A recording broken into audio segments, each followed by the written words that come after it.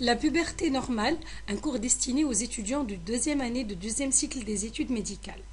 Les objectifs de ce cours: définir une puberté normale selon l'âge chronologique et l'âge osseux chez la fille et le garçon, reconnaître par l'examen clinique les stades pubertaires chez la fille, reconnaître par l'examen clinique les stades pubertaires chez le garçon et expliquer les principales modifications hormonales observées au cours d'une puberté normale. Donc on commence par des définitions et des généralités. La puberté constitue l'ensemble des phénomènes de maturation somatique et psychique qui amènent l'enfant à l'état adulte. C'est une période de la vie où s'effectue la maturation sexuelle, à savoir la croissance des gonades, le développement des caractères sexuels secondaires, l'acquisition de la fonction de reproduction. Elle est caractérisée par le développement des caractères sexuels secondaires, une accélération de la vitesse de croissance et des modifications du comportement. Il existe des variabilités physiologiques importantes de l'âge de début de la puberté, puisque la puberté débute chez la fille à un âge moyen de 11 ans, avec des extrêmes qui vont de 8 à 13 ans. Par contre, chez le garçon, elle débute à un âge moyen de 13 ans, avec des extrêmes de 9 à 14 ans. La maturation pubertaire elle est contrôlée par des facteurs neuroendocriniens et des facteurs endocriniens. Le déclenchement de la puberté, il est caractérisé par la réactivation de la fonction gonadotrope après la période de quiescence de cette fonction en postnatal ou tout au long de l'enfance. Donc voici un rappel physiologique pour vous montrer l'axe hypothalamo-hypophysaire et gonadique. Donc c'est les sécrétions de la GnRH au niveau de l'hypothalamus qui va stimuler l'antéhypophyse pour fabriquer les gonadotrophines LH et FSH qui vont avoir bien sûr une action au niveau des gonades, donc ovaires et testicules, ovaires pour sécréter l'œstradiol et testicules pour sécréter la testostérone. Et sur le plan physiologique, comme vous le voyez sur ce schéma, il faut savoir que cet axe va être fonctionnel durant la période intra-utérine et depuis la naissance, durant les 2 premiers mois, c'est ce qu'on appelle la période de la mini-puberté. On va avoir un fonctionnement de cet axe et par la suite, une période de quiescence, là où vous voyez qu'il n'y a plus de pic donc, de GnRH, donc le taux de gonadotrophine va être bas et stable durant toute l'enfance. Et ce n'est qu'à la puberté qu'il y aura redéclenchement donc, de ces pics de GnRH avec une augmentation des gonadotrophines LH et FSH et bien sûr avec l'apparition des premiers signes pubertaires.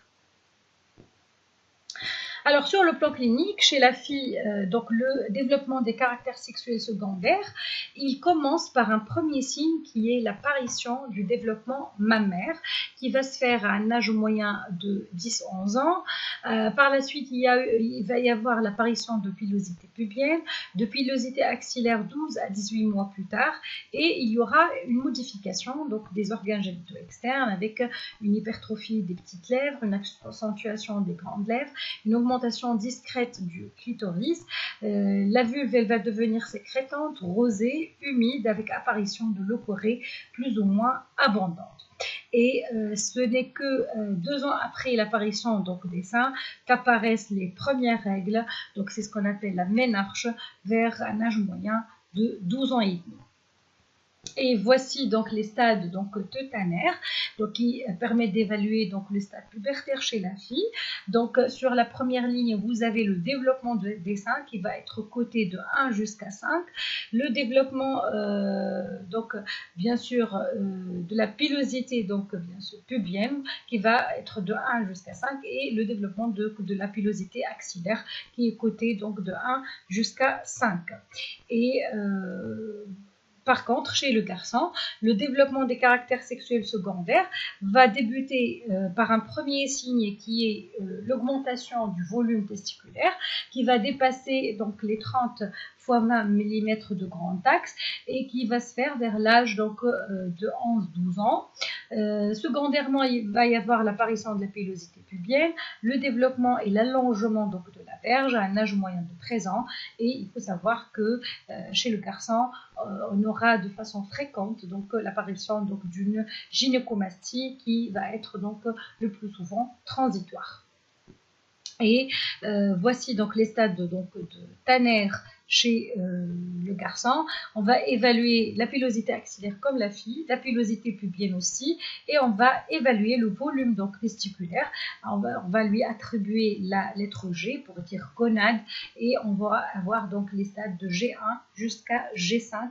Il faut savoir que le stade G2 donc commence par une augmentation du volume donc testiculaire qui va dépasser les 3 millilitres.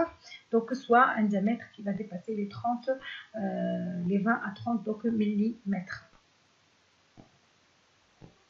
Et on peut estimer le volume donc, testiculaire grâce à l'orchidomètre donc, de Prater, donc, pour bien sûr faire des mesures en fonction donc, du volume testiculaire. Donc voici les stades donc, de Tanner pour évaluer la pilosité pubienne. Donc tout ce qui est attribué à la lettre 1, au chiffre 1, pardon, c'est le stade infantile, que ce soit P1, A1 ou S1, G1. Donc, P1, c'est absence de pilosité. P2, c'est quelques poils longs sur le pubis. P3, c'est une pilosité pubienne au-dessus de la symphyse pubienne. P4, c'est une pilosité pubienne fournie. Et le P5, c'est le stade adulte avec une pilosité qui va s'étendre à la racine de la cuisse et qui va s'allonger jusqu'à l'ombilic chez le garçon. Et je vous montre là donc les courbes donc, de vitesse de croissance. Il faut savoir qu'au moment de la puberté, en plus de l'apparition des caractères sexuels secondaires, le deuxième point important, c'est qu'il va y avoir une accélération de la vitesse de croissance. Et comme vous le voyez sur les courbes de référence des filles et des garçons, ce pic de croissance staturale va s'observer vers l'âge de 13 ans chez le garçon et 11 ans chez la fille. Et il faut savoir que la surveillance de la vitesse de croissance est là un intérêt crucial dans l'évaluation clinique de la puberté. Il y aura aussi une modification de la corpulence avec une augmentation de l'index de corpulence poids sur taille au carré, c'est l'IMC, une augmentation de la masse maigre jusqu'à la ménarche chez la fille, et par la suite il y aura une augmentation plutôt de la masse grasse. Et chez la fille, donc la quantité en fait, de graisse accumulée elle est 2 fois plus importante avec une répartition gynoïde du panicule adipeux. Il y aura aussi des modifications osseuses qui sont très très importantes. Il y aura une minéralisation osseuse importante. En fait, la période pubertaire, c'est une période importante pour la minéralisation osseuse.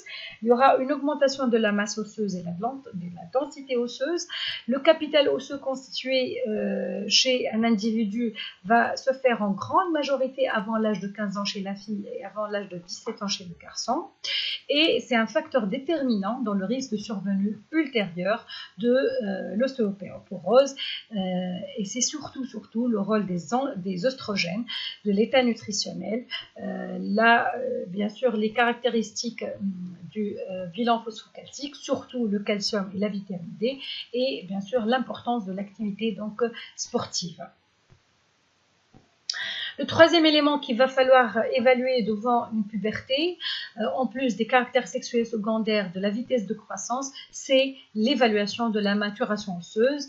Donc la puberté s'accompagne d'une progression de l'âge osseux. On peut l'estimer chez l'enfant grâce aux radiographies de la main et du poignet gauche selon la méthode de Grelich-Epaille et la comparer sur la classe donc, de référence. On passe maintenant aux modifications endocriniennes au cours de la puberté. Chez le garçon, il y aura une élévation de la testostérone vers l'âge de 12 à 14 ans. Donc au début de la puberté, le taux il est de 0,1 nanogramme par millilitre. Il va atteindre les 6 nanogrammes par millilitre à la fin de la puberté. Chez la fille, donc le stradiol plasmatique va augmenter vers l'âge de 10 à 12 ans et il va passer d'un taux de 10 picogrammes par millilitre jusqu'à atteindre les valeurs de 100 à 200 picogrammes par millilitre.